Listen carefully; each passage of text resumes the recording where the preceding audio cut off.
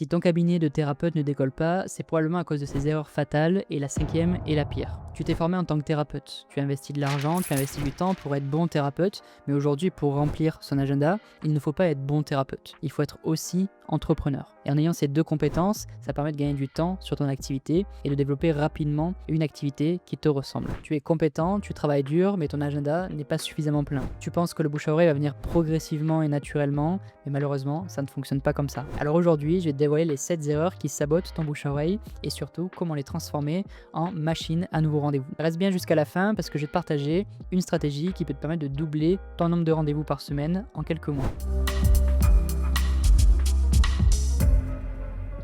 Premièrement, ce qu'il faut savoir, c'est que le bouche à oreille, c'est le deuxième levier d'acquisition de nouveaux rendez-vous pour les thérapeutes, après tout ce qui se passe sur la partie digitale, sur la partie internet. Une fois qu'une personne vient en rendez-vous, vient en consultation avec toi, il est possible que par la suite, il y ait comme un effet boule de neige où cette personne-là va pouvoir te recommander à son entourage et même revenir si elle en a besoin. Ce qui fait qu'une consultation généralement gagnée va pouvoir te permettre de décupler le nombre de rendez-vous et ça au fur et à mesure des semaines. Et l'idée, c'est que plus tu as de rendez-vous aujourd'hui, plus dans 6 mois, ton bouche-oreille sera développé comme une tache d'huile sur un marché parce que finalement, beaucoup de patients, beaucoup de clients auront parlé de toi autour d'eux. Une chose importante à savoir, c'est que le bouche à oreille, c'est influençable. C'est pas quelque chose d'aléatoire, quelque chose de flou. Aujourd'hui, il y a des actions concrètes que l'on va voir dans cette vidéo qui vont te permettre d'influencer ce bouche à oreille pour qu'il se développe beaucoup plus vite qu'il devrait. La première erreur que l'on peut faire, c'est ne pas oser demander des recommandations. Tes patients sont satisfaits, ils viennent vivre une super expérience de soins, mais ils ne savent pas comment te remercier, mis à part en te rémunérant à la fin de la consultation.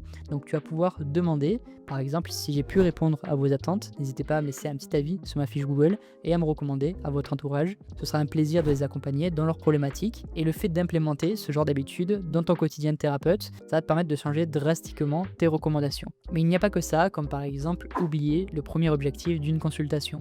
C'est l'alliance thérapeutique. Avec une relation de confiance, on va pouvoir tout faire, que ce soit des super soins, mais aussi des patients qui nous recommandent par la suite. Peu importe ce qui se passe dans le soin, sans confiance, il y a beaucoup moins de résultats, et derrière, le patient ne nous recommandera pas. Troisième erreur, c'est de faire passer la technique avant l'expérience. Une consultation, c'est toute une expérience de soins qui est très multifactorielle, et ça, le patient le sait. Des fois, il va retenir la sympathie du thérapeute, alors qu'on a fait une super consultation qui a apporté plein de résultats, on a trouvé des nouvelles techniques, etc.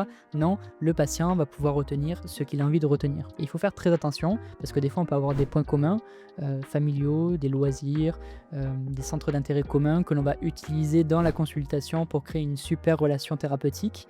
Et derrière, la personne ne l'oubliera pas. Elle utilisera d'ailleurs ces éléments pour nous recommander d'une manière fiable parce qu'elle a eu à la fois des résultats, mais en même temps, le relationnel avec le thérapeute s'est super bien passé. Donc si un jour elle a besoin de retrouver un thérapeute, elle reviendra vers nous, mais elle pourra aussi nous recommander à son entourage. Quatrième erreur, c'est se couper des autres. En tant que thérapeute, on peut vite se retrouver seul dans son cabinet, un petit peu isolé, mais on n'a pas besoin d'être extraverti pour pouvoir tisser du lien et pour faire en sorte que notre activité soit connue, notamment dans nos différents réseaux.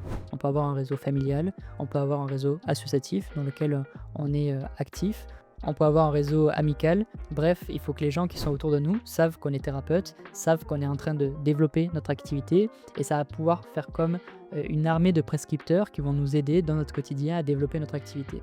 Donc c'est très important de pouvoir mobiliser ces différents réseaux, surtout en début d'activité où on a besoin d'aller chercher de nouveaux rendez-vous. Sixième erreur, c'est de penser que le bouche à oreille est aléatoire. Alors comme on l'a vu, on peut demander des recommandations, on peut expliquer aux patients exactement ce qu'on en a fait dans la consultation, comme ça va lui donner du vocabulaire pour pouvoir nous recommander par la suite.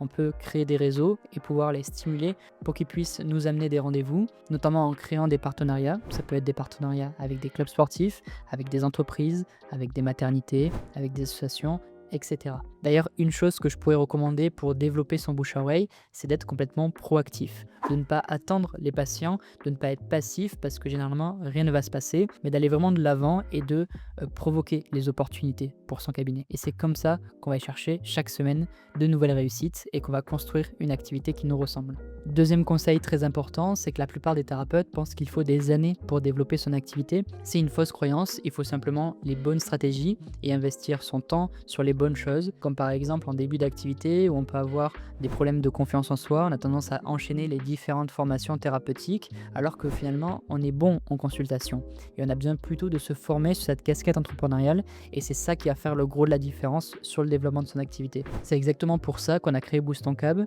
qui est un accompagnement complet qui te permet d'aller chercher plus 5 à plus 10 rendez-vous par semaine sur plusieurs mois et qui ensuite te permet d'être complètement autonome dans le développement de ton activité pour que tu puisses garder ces résultats-là et que tu ne reviennes plus de ta carrière sur le développement d'activité. Tu es suivi en individuel et en groupe chaque semaine où on vient même prendre la main sur certaines stratégies qui demandent beaucoup de rigueur entrepreneuriale. Comme ça, on le fait pour toi, comme ça tu as des résultats rapidement et ensuite tu prends la main progressivement pour être complètement autonome et dépendre de personne dans le développement de ton activité. Donc aujourd'hui, tu as besoin concrètement de travailler ton positionnement, les différentes stratégies de visibilité, le marketing si je puis dire, ce qui va te permettre de générer de la confiance pour une personne qui souhaiterait prendre rendez-vous avec toi et ensuite pouvoir facilement te différencier dans ton marché pour que tu puisses ressortir et qu'on prenne rendez-vous avec toi. Et le plus beau dans tout ça, c'est qu'on travaille ensemble, on te garantit d'obtenir 10 nouveaux rendez-vous dès le premier mois ou sinon tu es remboursé de tout l'accompagnement, donc tu ne payes rien. Si tu veux qu'on regarde ensemble par rapport à ta situation, ton positionnement, comment tu travailles, quelle personne tu souhaites attirer aussi vers ton cabinet, on peut se prendre un rendez-vous en audit, donc que ce soit avec moi ou avec des personnes de mon équipe, qui est complètement gratuit. Et l'idée, c'est qu'on puisse faire un bilan complet par rapport à ta situation et ce qu'il est possible de mettre en place, si on peut t'accompagner ou non dans la croissance de ton activité. L'idée, c'est que tu ne prennes pas des années pour développer ton activité, mais qu'en quelques semaines, tu puisses déjà avoir un super rythme au cabinet et que tu te mettes en sécurité sur la partie financière. Cet appel est gratuit, il n'y a aucune pression, aucun engagement. Si tu souhaites réserver un appel, c'est sur le lien juste en dessous de la vidéo, tu peux cliquer dessus. Durant cet audit gratuit, nous allons te fournir un plan d'action concret pour les prochaines semaines que tu pourras suivre en autonomie ou avec nous. Je te laisse cliquer sur le lien juste en dessous de la vidéo pour réserver ton appel et on se retrouve très bientôt. Si cette vidéo t'a apporté de la valeur, je te laisse mettre un pouce, t'abonner et réserver ton appel offert pour qu'on puisse t'apporter encore plus de valeur par rapport à ta situation. Je te dis à très bientôt, c'était Théo.